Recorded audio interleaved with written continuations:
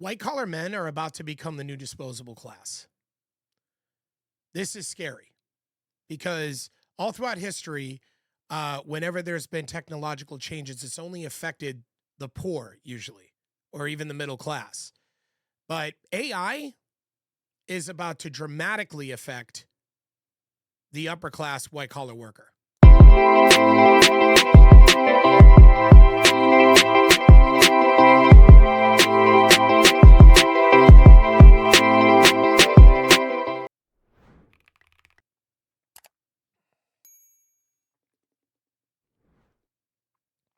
For a long time, white collar jobs usually meant safety. If you had a white collar job, you had a 20 to 30 year career. So a lot of times people, when they were younger, if they were going to go to college or anything, if they were going to try to get educated, a lot of times the decision, even if somebody was like, oh, go to a training school, go become, a professional plumber, go pick up a trade school or, something like that. The backlash was, well, for long-term career level jobs, white collar, it seems to, it used to be, had the long-term, you had longevity. If you had a job that wore a suit and had a title and you worked your way up through a corporation. There was career stability. There was upward mobility at the company. Like you can have a title and then go up and be promoted and so on and so forth. This is how it always was. That quietly has changed and nobody's talking about it. None of our representatives are talking about it. Nobody's speaking about it. And all this stuff that's going on with ICE and immigration raids and people fighting and people yelling and people getting shot and all this stuff, and even arguing over tariffs and arguing over whether or not he made decisions that were good for the economy or bad for the economy. Not one single decision has been made to solve this crisis. This is a white collar crisis that we are about to encounter. I can't be more serious when I say this because AI is about to wipe out a lot of white collar jobs. I'm talking if you're a data entry clerk, you're done.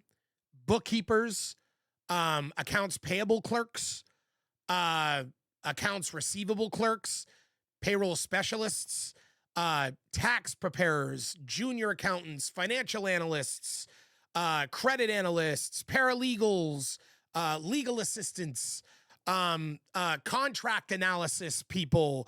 We're talking like compliance analysts, anyone in customer support. That's cooked. So representatives, even the people that are working at home, answering the phones for AT&T, stuff like that, call center agents, technical supports, content writers for websites, copywriters, those are cooked.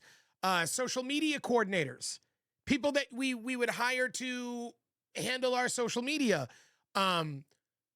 publicists, PR monitors, email marketing specialists, survey analysis people, recruiters, HR coordinators, HR executives, people work in the HR department, claims adjusters.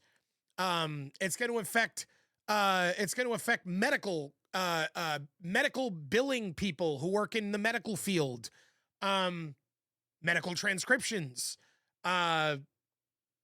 quality assurance, people who analyze quality assurance, listen to recorded calls, things like that. People who, software testers, people who test software, translators. That was a job where people would translate for people, proofreading, correcting grammar, editing, video editing, and copyright editing.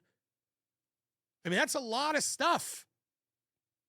Even the people that are taking in calls to process trades, people who work in the financial sector that we call to, brokers and things like that. Done. Cooked. And this is a serious problem because Nobody seems to be even remotely concerned with addressing that problem.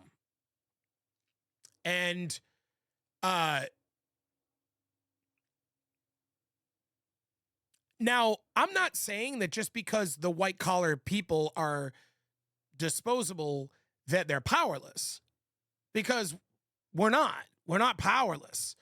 But we are replaceable. And we have lost our ability to leverage our skills and our knowledge and abilities with AI. So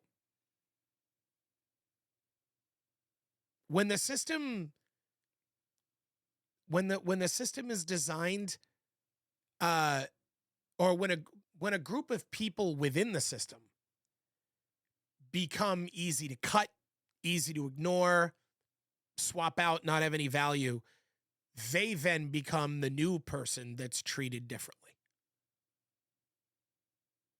This is a problem.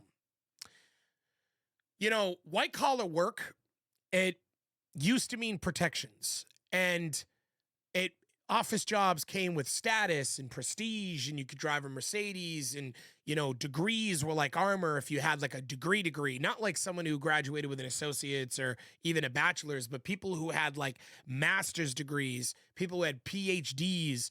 That experience meant leverage. And like I discussed in my last video, and I'm going to touch base on it again, white collar people have lost their leverage. That is not good. That is going to be a game changer. Someone could spend 20 years at a company and expect stability in return, career, money, status, and all of that. That assumption is gone. That's not a thing anymore. And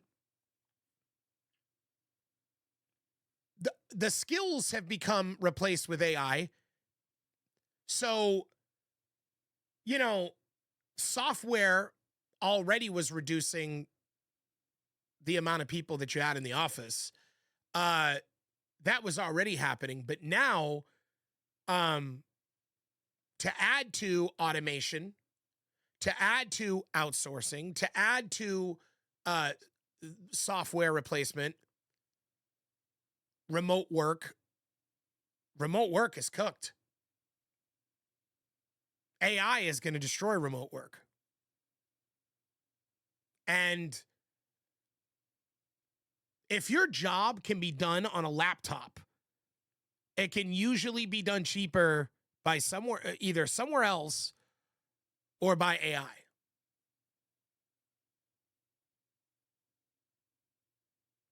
And this is something that we really need to address. Cost matters more than experience now. So experience, like historically, would result in larger wages. It would cost companies more money to pay people that had more experience.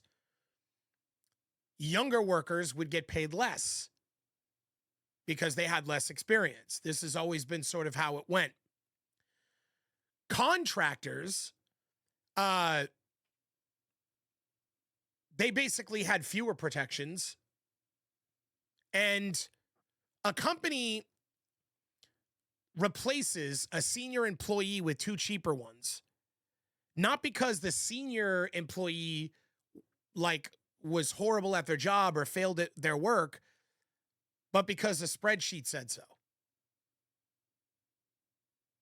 So if you had a company and you had all these people that worked there for years and were well experienced and money was going up, they don't go to that person who's older now and let go of them with all their experience and all their knowledge because they're doing a poor job. They let go of them, or historically we're talking, they would let go of them because it didn't make sense cost-wise. Because you would have to pay that more experienced person more money. It would be better to replace them with a younger and inexperienced person because they cost less. So if this was already the system, if this was already the system that we were in, what's going to happen now when the younger kid and the older man or woman, when the younger and the older are on equal playing field? Because AI is going to make it so that nobody's experience matters. Nobody's. So it's the emotional impact that this is going to have on a lot of people across the country. Women that became incredibly independent, working in business, that were able to figure out a way to be able to get money without having to leverage their bodies or their looks, or live off of a man. What are they going to do when they're replaced with a computer?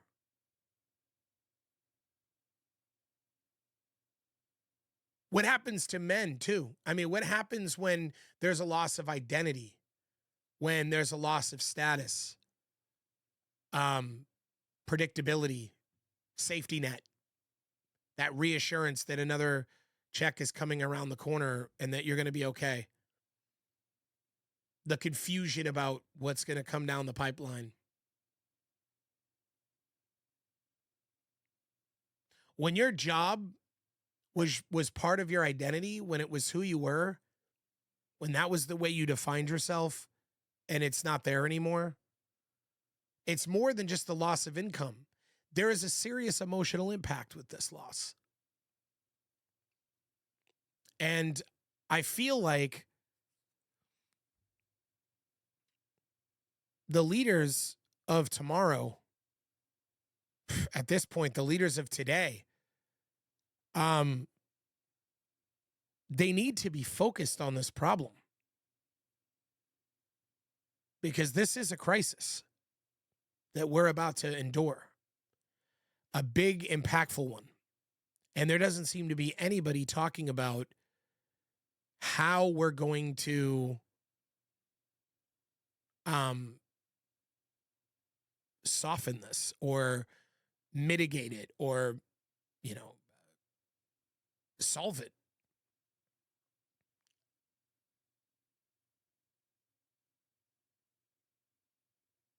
I mean, if a system can replace you overnight, just like that, then what did that system ever really owe you? Something to think about. Anyway, this is another episode of the Executives Playbook. My name is Tom Kane. I like to give thoughtful, provoking videos. I plan on having guests on here soon. After the holidays, I had to start booking people. I have a lot of people lined up. We're going to have a lot of people in here. It's going to be great conversations. Please like the channel. Please subscribe if you haven't already. And leave a comment. Make sure that you hit the bell and select if you want to see all my videos or, whatever your preference is. But, I really enjoy knowing that people are listening. I've just crossed a milestone of 7,000 subscribers. Thank you so much. I'm so happy and I'm so appreciative that you guys are following me. I just like to give my thoughts on the world, and my worldview, and I just appreciate everybody listening. I'm glad that people find value in things I have to say. Anyways, you guys have a nice night.